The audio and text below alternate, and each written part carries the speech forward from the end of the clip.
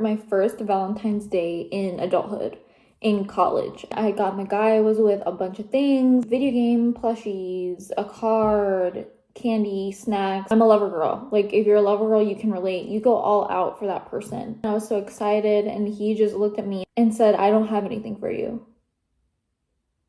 I didn't get you anything. And even though I was upset, you don't want to ruin the day. You don't want to taint your own Valentine's Day because you built it up in your head and in your body and your mind emotionally what it was going to look like, and you don't want to ruin it. I literally told him, take me to Target and buy me flowers right now. And he did that. He took me to Target and he bought me a bouquet of flowers, and we went to see like a movie, I think. Just kind of taking control of the situation. I wanted to take away the shame and embarrassment I felt of putting all of this effort into someone that would say that he really liked me or wanted to be with me and cared for me and all these things. And when a big day like that comes, that's important to us women, and I don't see it displayed, or I don't see any effort, you can either go into that quiet, silent mode of I'm just gonna let it go, or you go into more of like that masculine mode of like, I'm going to fix this. I'm going to take control of this because I want to save myself from these feelings. What I learned was sometimes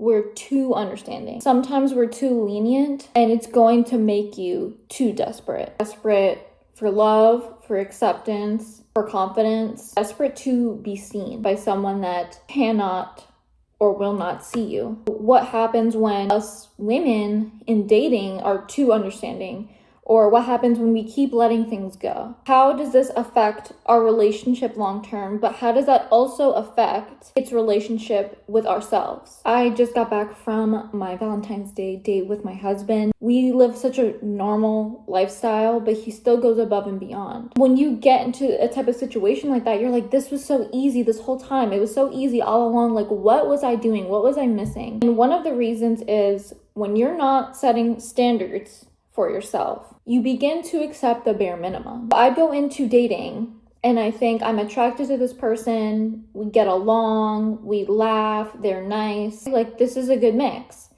But there's a bunch of people that can make you do that. So when you're not setting strict standards on yourself of what you especially want your future to look like, it's good to stay in the present and think of now. But a partnership or relationship is literally long term. Like, you are with that person, hopefully, for the end result to be forever, to be for marriage. So you have to think future-wise. We don't want to scare people off, and we don't want to, take things so seriously right off the bat because we're scared that we're going to lose this one person that, okay, we really get along and we really like, and I don't want to mention getting out of this situationship. I don't want to mention marriage. I don't want to mention being serious or exclusive. So we put that all to the side and we're like, okay, we'll go with the flow. We'll just see how things go. And you set nothing for yourself. Like, you are literally putting that person's feelings and emotions for yours. If you keep thinking, oh, what are they going to feel if I mention marriage, or if I tell them I'm dating for marriage, I don't want them to run away. Let them run away, because why do you want to be with someone that isn't in it for marriage? Why do you want to be with someone that isn't in it long term? If you keep accepting the smallest kinds of breadcrumbs, that's what I like to call it. If a man keeps breadcrumbing you and is giving you a slight sense of hope, and then it falls back, and then he does it again, and then you fall back, you're going to cling on to the best parts that you guys had and what you loved, instead of telling yourself, what about the low times? What about the times where I'm disappointed? What about the times where I feel like this is not going to work? Maybe put those moments at the forefront and tell yourself, is this something that I want to keep feeling? Is this something that I think I can manage for the rest of my life if I have to? It feels like you're pulling teeth with a man to be romantic with you, to plan a date with you, to court you even, just to open your car door, to open a door for you.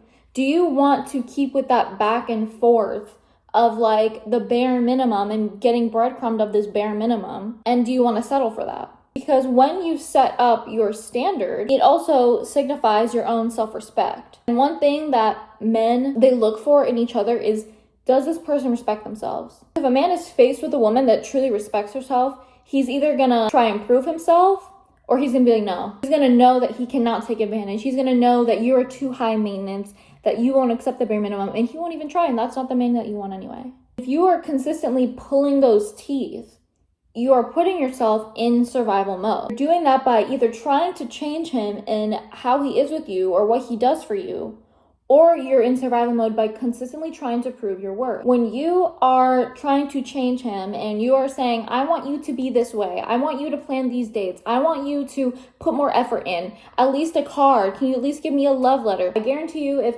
you're looking at this video, this is something that has happened before. And it's not just like a one-time thing, because especially if you're a grown woman, this has probably happened to you before. Maybe it was your birthday, maybe it was Christmas, maybe it was all the holidays. You're consistently trying to change him and tell him, I want these things. And maybe you'll threaten to leave. That's what I would always do. I threatened to leave and I'd be like, okay, well, I'm not going to settle for this.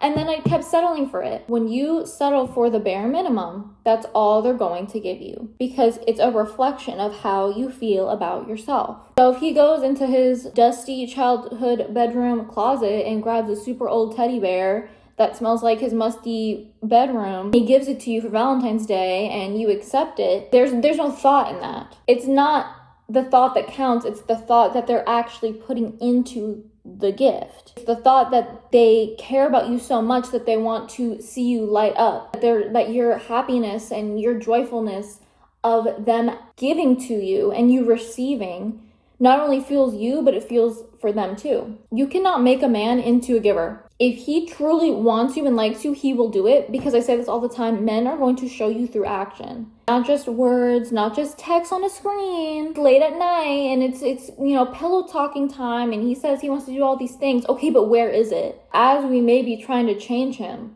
back to what I was saying, you want to prove your worth to him. You want to prove that you're deserving of these things, and you're going to go above and beyond for him. You're going to plan the dates for him, and you're going to buy this for him, and you're going to keep putting in all the effort and carry the entire relationship emotionally, mentally, physically, financially on your back, so you can just get a little bit more each time. Instead of just breadcrumbs, okay, it's going to be the whole crust. Oh, I'm getting half of the slice. Then it's the whole slice, and then you're like waiting for the whole loaf. You're waiting for the whole loaf of bread.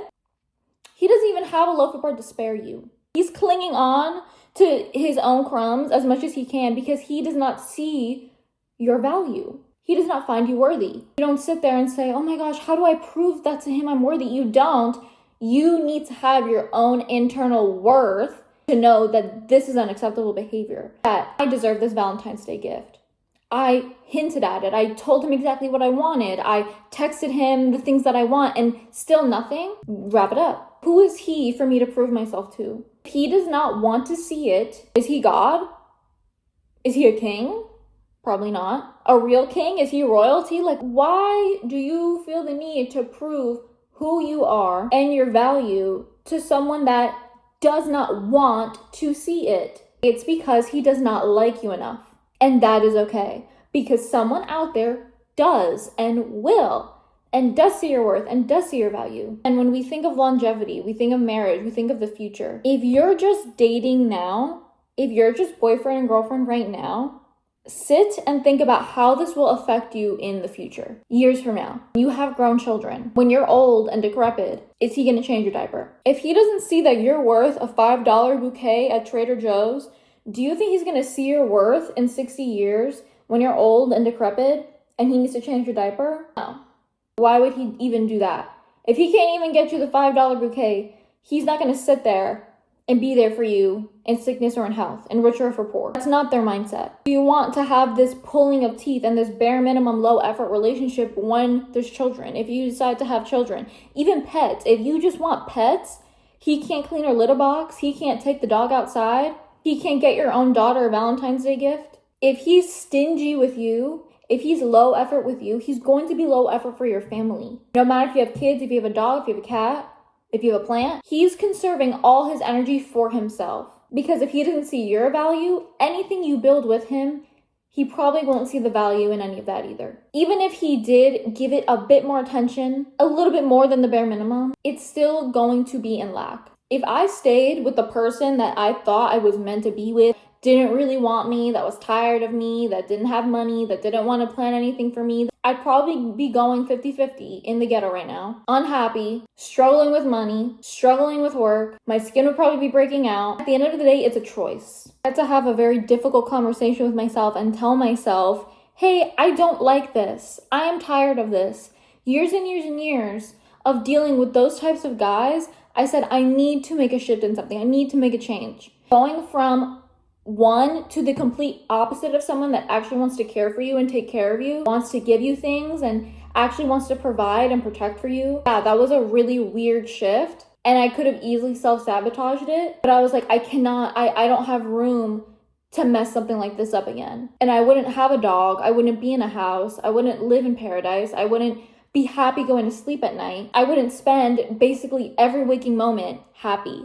Instead, I would spend every waking moment unhappy, depressed, anxious. Do not let someone else have the power over your life to dictate how you feel about yourself. Ask yourself what you deserve and go from there. And if someone isn't stepping up to the plate, you have to say, on to the next. Because what's the worst that can happen? Respect yourself enough to understand that you are deserving. Respect yourself enough to feel parts of you that make you feel like you're unworthy. And respect yourself enough to care about the different outcomes of your future. Think of your future self, but also think of your inner child. What would she have thought I'd be living like right now? What would she have expected? What did she dream of? Because it is out there. And if you're not getting it, think of her and tell yourself, I do not want to disappoint her anymore. Garner the self-respect and get up.